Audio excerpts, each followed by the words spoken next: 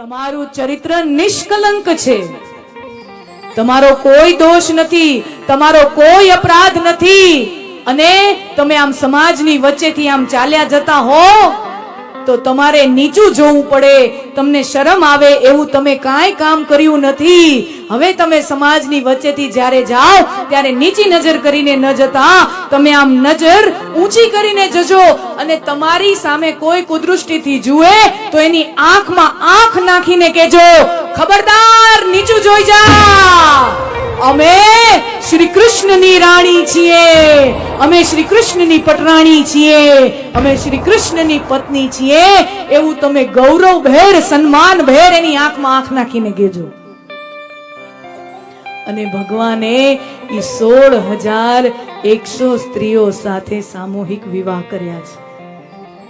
આટલા મોટા પરિવારની આટલી મોટી જવાબદારી લીધી છે. ઘણાને પ્રશ્ન થાય ને, આવડા બધા લગ્ન 16,108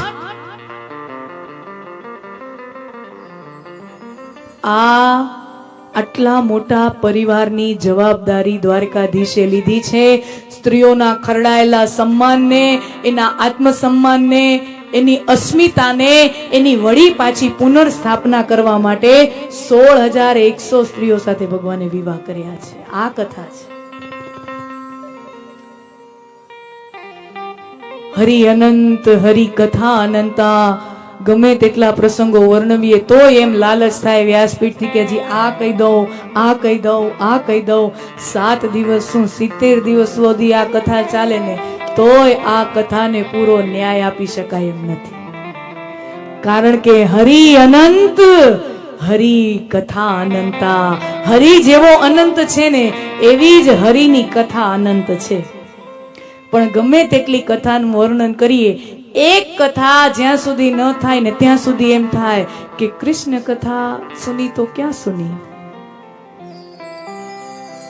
અને ઈ છે દ્વારકાધીશના બાળ મિત્ર, પરમ મિત્ર, ગુરુભાઈ એવા, બાળ સખા એવા સુદામા ચરિત્રનું જ્યાં સુધી વર્ણન ન કરો ત્યાં સુધી કૃષ્ણ કથાને સંપૂર્ણપણે ન્યાય ન આપી શકાય.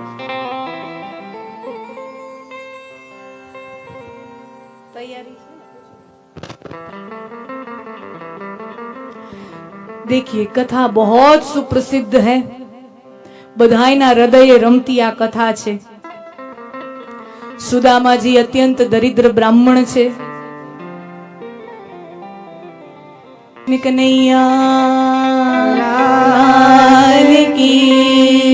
ત્યાં સુધી કહું દાનનો વિશેષ મહિમા છે, અને એમાં અધિક માસમાં અધિકસ્ય ફલમ અધિક. કોઈ પણ સત્કાર્યનો ખૂબ મહિમા છે. પણ તમે સમજો, અન્નદાન કરો, વસ્ત્રદાન કરો, બહુ બહુ શ્રેષ્ઠ વાત છે, અત્યંત બહુ સરસ વાત છે. પણ આ બધા દાનમાં એક વાત છે કે એનો લાભ લેનાર જે વ્યક્તિ છે એના માટે લાભ ક્ષણિક રહે છે. એના માટે લાભ ક્ષણિક રહે છે.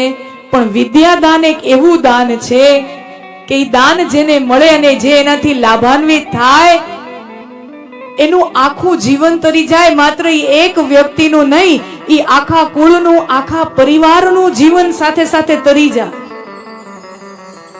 તો આટલું સુંદર મજાનું આયોજન, આટલી સુંદર મજાનું આપણું સ્વપ્ન છે, ઉમા શૈક્ષણિક સંકુલ તૈયાર થાય જ્યાં અદ્યતન સાયન્સ, ટેકનોલોજી, આ સુંદર મજાનું મોડર્ન એજ્યુકેશન પણ હોય, અને સાથે સાથે આપણી ગુરુકુળની પરંપરામાં જે શાસ્ત્રીય જ્ઞાન અપાતું હતું એ શૈલીનું જ્ઞાન પણ હોય.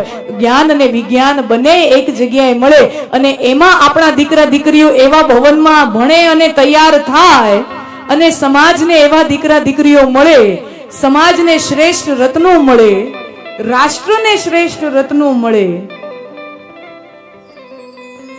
અને એટલા માટે જ કથાને વિરામ આપતા પહેલા વ્યાસપીઠથી મારે એક નમ્ર અપીલ કરવી છે.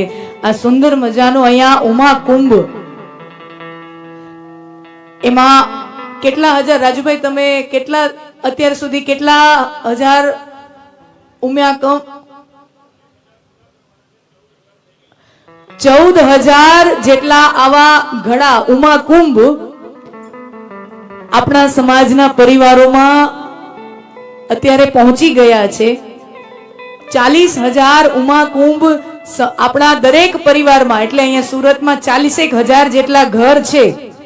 આપણી સમાજના 40,000 જેટલા ઘર છે. એટલે આપણો નિર્ધાર એ છે કે ઘરે ઘરે આપણો આ ઉમિયા કુંભ હોય અને સુંદર મજાની ભાવના છે. આ મંદિરમાં, આપણા ઘરમાં, પવિત્ર સ્થાનમાં ઉમાકુંભ હોય, આપણને સ્મરણ રહે કે મારા સમાજજનો, મારા જ્ઞાતિજનો એક આવું સુંદર મજાનું કામ કરી રહ્યા છે, સુંદર મજાનો સત્કાર્ય ચાલી રહ્યો છે, સુંદર મજાનો શિક્ષણ યજ્ઞ ચાલી રહ્યો છે. અને આપણા ઘરે આવનારા કોઈ સારા દિવસો હોય, દીકરા દીકરીનો જન્મદિવસ હોય, લગ્નની એનિવર્સરી હોય, વર્ષગાંઠ હોય, માતા પિતાની પુણ્યતિથિ હોય, ઈ નિમિત્તે આપણને જે પણ કઈ સત્કાર્ય કરવાનું મન થાય, જેની જેવી સ્થિતિ, 1 રૂપિયાથી લઈને જે પણ જેની જેવી સ્થિતિ હોય, ધીમે ધીમે ધીમે ધીમે કરી અને આ કુંભમાં નાખતા જાય. આજે એમ થાય કે આજે મારો દિવસ એટલો સરસ ગયો, આજે પરમાત્માની કૃપાથી મારું આ કામ અટકતું હતું, મારું આ કામ પરમાત્માએ પાર પાડી દીધું. હરખથી ખીચામાં હાથ નાખી અને આ કુંભમાં એમ થાય ભગવાને મારું આટલું કામ કર્યું છે. ઈ પેઠે જેવો રાજીપો હરખ એમ થાય, એમ આ ઘડો ભરાતો જાય, કુંભ ભરાતો જાય. અને પછી જ્યારે આ સંસ્થાનો ભૂમિ પૂજનનો દિવસ હોય અને ત્યારે 40,000 ઉમા કુંભ લઈને આપણા સમાજજનો, જ્ઞાતિજનો ઈ લઈને આખું આમ સુંદર મજાનું દ્રશ્ય જે થતું હોય, એ દ્રશ્યની કલ્પના કરો તો આમ રોમાંચિત થઈ જવાય. અને મને હમણાં જ કોઈ ભાઈ, મને નામ ભૂલાઈ જાય ને એટલે અમુક ચીઠીઓમાં મારે લખીને લેવો પડે કે આ વાત મારે સમાજજનો સાથે પહોંચાડવાની છે. વાતમાં ને વાતમાં મને એક ભાઈ, આ જયંતિભાઈ સહમંત્રી પણ છે, તો એમના ઘરે આ ઉમા કુંભ છે. એના ઘરે નાનકડી પોતરી છે. એટલે આપણે તો નો મામા આવે, ફઈ આવે તો બાળકોને 100 રૂપિયા 500 રૂપિયા હાથમાં આપતા જાય. એની પૌત્રીને એવો ભાવ છે કે જે મહેમાનો આવે ને લાડથી, પ્રેમથી પૌત્રીને, નાનકડી ઢીંગલીને આમ મહેમાન જતા જતા જે હાથમાં પકડાવતા જાય, એ દીકરી દોડતી દોડતી આવી અને મંદિરમાં ઉમા કુંભ છે એમાં જે પણ ભેટ સોગાદ આવી એમાં પધરાવે. એના પપ્પાએ સમજાવ્યું હશે, એના દાદાએ સમજાવ્યું હશે, બેટા તું જે આવી સરસ સ્કૂલમાં જાય છે એવી જ સરસ સ્કૂલ આપણે અહીંયા બનશે. નાના બાળકોને તો એમ સમજાવવું પડે ને, તું જેવી સરસ સ્કૂલમાં જાય છે એનથી ક્યાંય શ્રેષ્ઠ સ્કૂલ આપણી સમાજ બનાવે છે. અને તારા જેવી કેટલીય દીકરીઓ, કેટલાય દીકરાઓ એ સ્કૂલમાં ભણશે. આ કુંભમાં તું જે મદદ કરીશ એટલા દીકરા દીકરીઓ તારી જેમ સ્કૂલમાં નોટ પેન લઈ અને ત્યાં સરસ મજાની વિદ્યા પામશે. એ દીકરીના હૃદયમાં એ વાત પહોંચી ગઈ. મહેમાનો જે આપતા જાય, ટીપે ટીપે સરોવર ભરાય. અને આનો વિશેષ, ચલો આ નિધિનો એવો કોઈ વાત પણ નથી, પણ વાત શું છે કે આ 40,000 ઘરોમાં ઉમા કુંભ હોય અને એ પછી જ્યારે આની અંદર જે પણ સંચિત થાય એનો વિનિમય આપણે કરીએ આ સુંદર મજાની સંસ્થા બનાવવામાં, રકમ કરતા મહત્વની વાત શું છે કે 40,000 ઘરોમાં બધાયને એમ થાય કે હાઈવે ઉપરથી, ઈ રોડ ઉપરથી ત્યારે તમે નીકળો ને ત્યારે તમને ઈ બિલ્ડિંગ જોઈને, ઈ ભવન જોઈને તમને હૃદયમાં હરખ થશે કે આમાં મેં કઈક યથાશક્તિ ફાળો આપ્યો છે. આ અમારું સમાજનું ગૌરવ રૂપી આ સંસ્થા અહીંયા ઊભી છે. આવું સુંદર મજાનું બહુમાળી ભવન અહીંયા ઊભી છે અને એમાં મારા ઘરનું, મારા પરિવારનું આની અંદર યોગદાન છે. ઈ જે ગૌરવની લાગણી છે ઈ મહત્વની છે. આની અંદર કેટલી નોટું સંચય થાય છે ઈ તો બહુ પછીની વાત છે. મહત્વની વાત ઈ છે કે અહીંયા બેઠેલો અને અહીંયા જે નથી આવી શક્યા એવા લાખોની સંખ્યામાં આપણા જ્ઞાતિજનો બધાયને ગૌરવ થાય કે આ સંસ્થા મારી સંસ્થા છે, આપણી સંસ્થા છે અને અમે બધાએ પોતપોતાની રીતે યથાશક્તિ ફૂલ નહીં તો ફૂલની પાંદડી અર્પિત કરીને આ સંસ્થા બનાવવામાં, આ સમાજજનોનું સ્વપ્ન સાકાર કરવામાં અમારોય ફાળો છે. એવો ગૌરવ ઈ મહત્વની બાબત છે. એટલે સર્વે હોદ્દેદારો, ટ્રસ્ટીઓ અને સર્વે આગેવાનોએ સુંદર મજાનું આ શિક્ષણ યજ્ઞને એની સુંદર મજાની લો લઈને આપ જઈ રહ્યા છો. મારો દ્વારકાધીશ, મારો કાળિયો ઠાકર, મારા ભાગવત ભગવાન તમને ચાર હાથે આશીર્વાદ આપે અને આપણી આ યોજના સફળ થાય એવી વ્યાસપીઠથી હું આપ સર્વેને શુભેચ્છા આપું છું. સાથે સાથે આ કથામાં અનેક લોકોએ પોતાની તનુજા સેવા, વિત્તજા સેવા, તનથી, મનથી, ધનથી બધાએ સૌએ આ કથા યજ્ઞ પૂર્ણ થાય, જ્ઞાન યજ્ઞ પૂર્ણ થાય અને હજારોની સંખ્યામાં એકદમ વ્યવસ્થિત રીતે આપણે પુરુષોત્તમ માસમાં આ કથાનો સુંદર મજાનો લાભ લઈ શકીએ એ માટે જેણે પણ તનથી, મનથી, ધનથી આની અંદર સેવા આપી છે એ સર્વને મારો કાળિયો ઠાકર રાજી રાખે.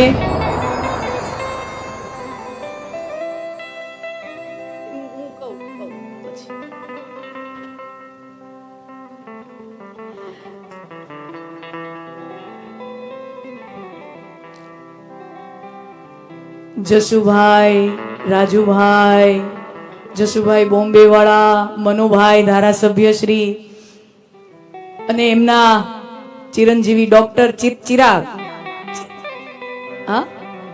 આકાશ,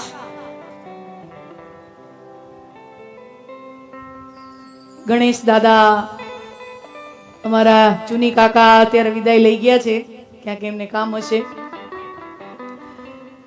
અને ક્ષમા કરજો અમુક જો નામ મારાથી વિસ્મૃત થતા હોય, કારણ કે મગજ એટલું જ છે.